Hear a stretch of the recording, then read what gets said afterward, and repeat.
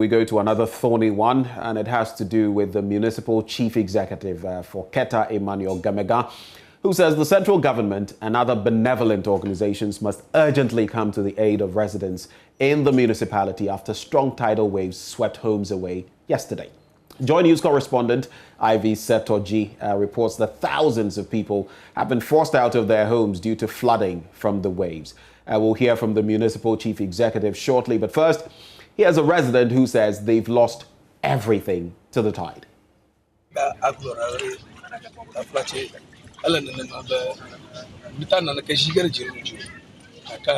We are homeless and our daily activities are affected by the waves. We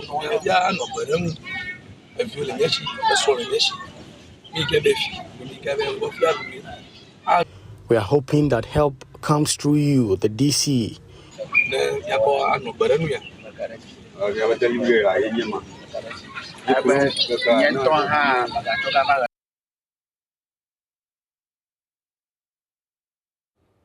And so that was a resident. We can now hear from the MCE, Emmanuel Gamega, who's appealing for immediate support. The seawater has entered their rooms, their homes, and they have been dislodged. So, schools, this has affected about 3 electoral areas along the coast within the municipality. And it's a very, very serious situation that we have experienced over here. Though we know it's a perennial situation, but this year's one, it has delayed. So we're not even expecting it to happen again. But just to see this happening this morning is very devastating. And we can only call for help, an emergency help from anybody, from the government, and then from individual philanthropists, NGOs, when you are seeing us, because the people have been dislodged, their rooms, their kitchen, their economic activities have been disrupted. Therefore, it's very, very important that we come to their aid as early as possible. Whole farms have been swept away, and for now, everybody is perplexed.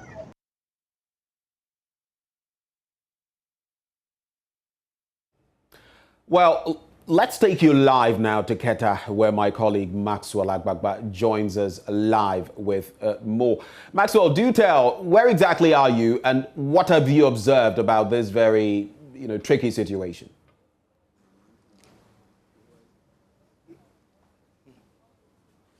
Well, we are here in Ketu South, specifically at Salakope. It is one of the communities that were affected by the tidal flooding yesterday. What we are seeing today is the receded water. The water has receded, but many of the residents are still counting their losses. Visiting some of the homes here in Salakope, many of them have brought out their wet clothes, wet personal effects, which were affected by the tidal flooding that they experienced yesterday. So for residents of Salakope, it is not just a one-day phenomenon. They had to endure this. It's a perennial occurrence such that the community itself is currently at risk of being submerged under the seawater.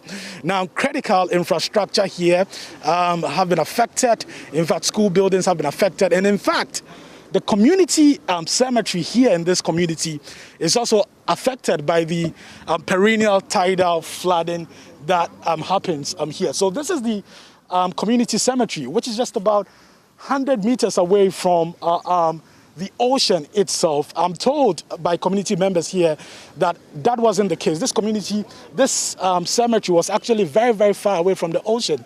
But now the sea is getting closer, and now the cemetery itself is at risk of being submerged underwater.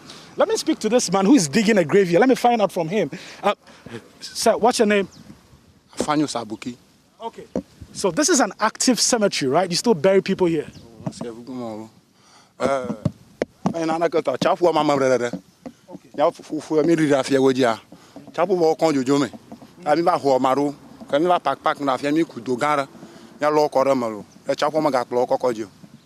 Thank you because skeleton and Coca-Cola ham.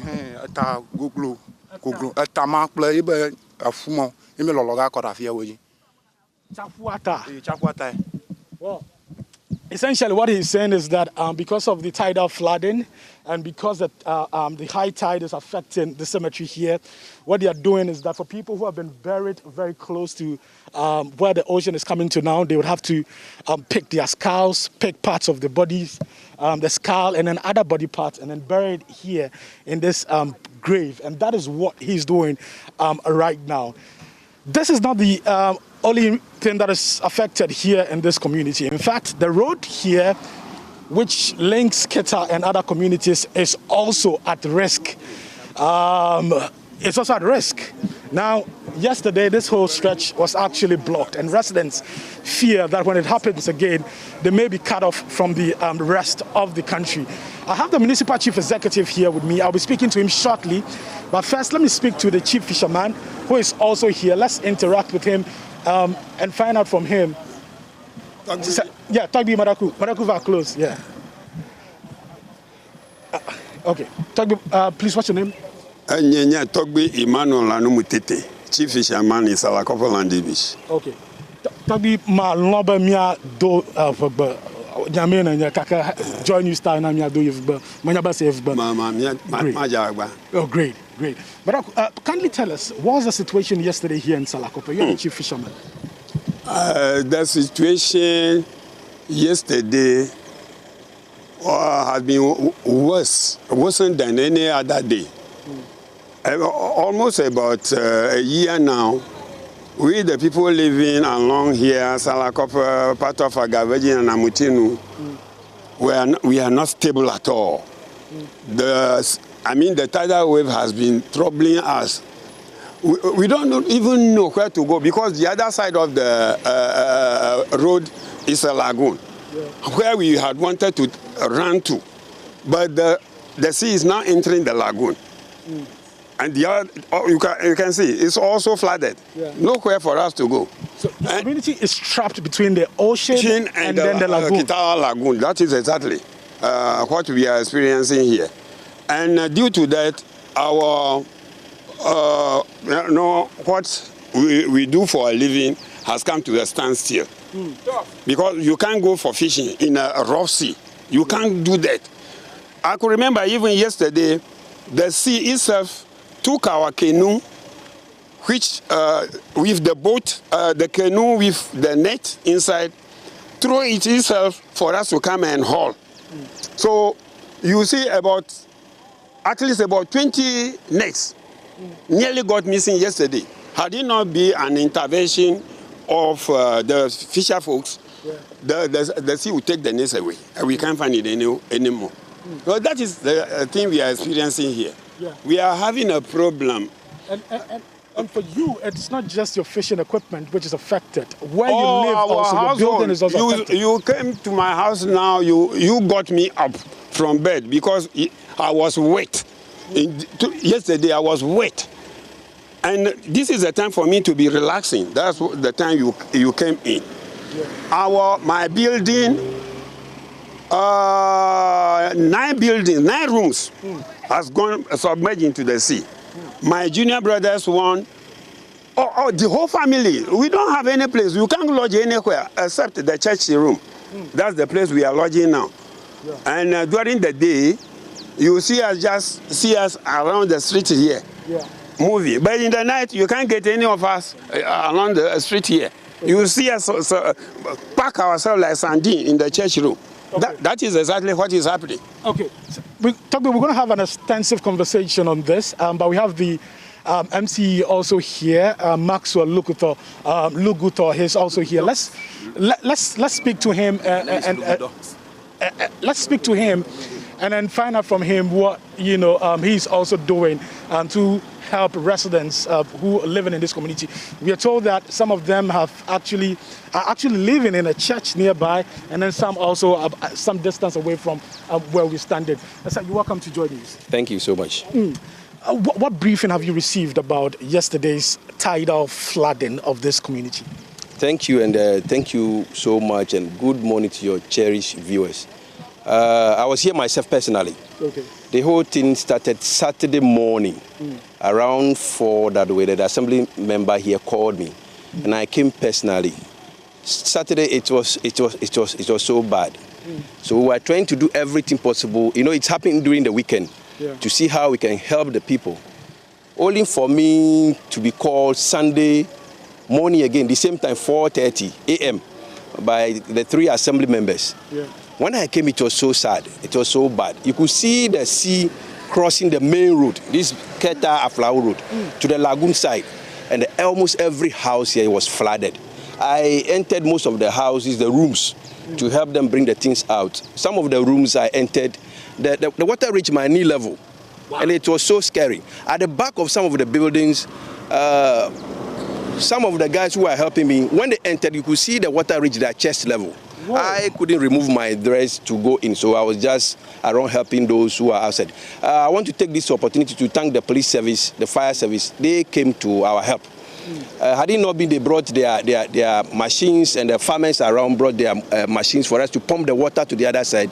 It could have been bad, very bad.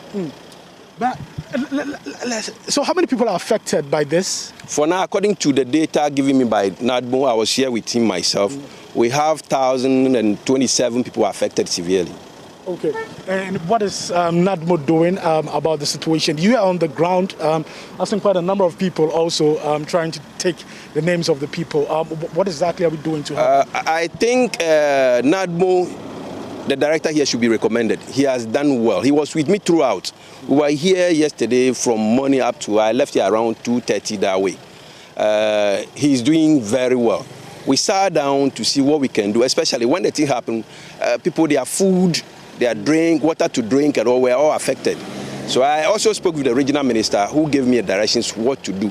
Apart from that, the rooms, some of them are now sleeping at the church buildings. Okay. And some of them are also perching at the friends' houses. But when I came, I discussed with the chiefs here, and they showed me a land, a place they have proposed, the island. We'll go there, you go and see the place. That they can, for now, do some temporary place for them, whilst the government do the bigger part. But that place, there are some works to be done there. For instance, the place have to be serviced. If I say service, it means there's no electricity there, there's no drinking water. And when you are going there too, you can see the lagoon. You have to cross the lagoon before you go there. It means there are some things we have to do so that it can be accessible. Those are the things we are quickly putting in place. We're having emergency music meeting this afternoon. And there are a lot of things for us to discuss. When I came here, as for me, I observe a lot. I want to let our indigenes know there is some sun winning going on at the beach side. It's not helping them. Okay. There's a saying in our language, when you are crying for the hawks too, you have to cry for the chicken too. Or when you are crying for the chicken, you have to cry for the hawks too. Okay. There is some serious sun winning going on. It seems people are bringing cement here to come and cut blocks. You could see there are some big holes. So the waves, when the waves comes, it becomes stagnant at those places. So the next one that comes, it floods over. So you know they see how it moves. I will appeal to them. I'm not going to joke with these things. We'll discuss this today at the music meeting. We will stop everybody that will be doing that. It's not helping us. So that if you come, you bring your cement, we will arrest you. Because it's not helping all of us. People are now suffering out of those things. You know, the government is doing everything possible to help. The only solution, the best solution is the sea defense. But it's not an easy project because you can see where it's ended. They can't do it and end at where the thing is happening now. They have to continue to Aflau border. Because when they end there, then Aflau people are in trouble. The same issue start happening. So they have to do it at Aflau border. And they can't leave it at Aflau border without consulting the Togo counterparts. So it's a serious project on its own. So when are residents going to get some kind of relief? When are we looking at putting up a sea defense here? Because other critical infrastructure in this community being affected also. I mean, in terms of the road, this road, I'm told, connects to Keta and its environs. Yesterday, it was flooded.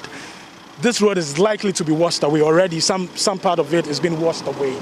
So in terms of critical infrastructure, what are we doing to protect it as well? I know before I came, I'm aware the Honorable Minister for Works and Housing, Honorable Sensu Boaching, was here. And with my discussion with the regional minister, I know there are plans on the way to solve this thing out. Okay. And I know very soon all things will be okay. Okay. This one too shall pass. Okay. How soon will it pass? Very soon, I know. How soon is very soon? Very soon, I still say very soon. No, very, very soon. How soon is very soon? Very, very, very soon. January next year? January next year? I can't say January next year or today, but very soon, trust me. February? Very soon. March? Very soon. April? Very soon. May? Very soon. No, then that's not soon. It might come before that's that not time. Soon. It might come before that time. That is why I say very soon. So what are we doing? What's the long-term solution? Is it going to be a sea defense? Yes, that is what I said. Okay. Without sea defense, I think it's not going to help us. Okay. Thank you very much for talking to us. So you had an MC for the area speaking to me, MC for K2 South. Well, what you can see right now, so this blocks, concrete blocks parked here, actually is owned by a resident of this community. The building was just about 50 meters away, just right behind this community cemetery. But that building collapsed, and I'm told that the owner has never been the same after his building collapsed. I'll get one of the residents to tell me more about this. So these are the remnants of that building that collapsed some months ago. Now the community cemetery that we are talking about, this is it. This is the community cemetery, which is located very close to the main road. Now, the residents have no choice but to do their own relocation of this particular cemetery. So the gentleman you saw me speaking to earlier, who was digging that grave, I interacted with him. He was telling me that because the tidal flooding is affecting the community cemetery and some of the remains of some of the ancestors, likely to be submerged underwater. So what they are doing is, for some of the graves that have been affected, they are digging out the parts of the body. So we're talking about the skulls and then the other parts, and then they'll rebury them here. Now, the situation, the woes of the people here, it's compounded because, like you heard one of the residents say, they are trapped between the ocean and then the lagoon. So just about 100 meters away from where I'm standing, right behind this community cemetery, is the ocean. And on my right-hand side, just about 30 meters from where I'm standing, is the lagoon. The community people say that this whole community, this whole Salakopa community is at risk of being submerged underwater if no intervention comes in very quick. As I speak to you right now, people's livelihoods have been buried underwater. People have had their canoes, some of the residents have had their canoes buried underwater, houses here all buried under the ocean. So really, that is the situation here, Benjamin. And right from here, we'll be going to a church, which is about 300 meters away from where I'm standing, and then another place which is serving as a shelter for the people who were affected by yesterday's tidal flooding here in this community at Salakope, Benjamin. Right. Thank you so much, Maxwell Agbagba, for bringing us the scoop from there. He was bringing us the details from Salakope, which is actually en route to Keta.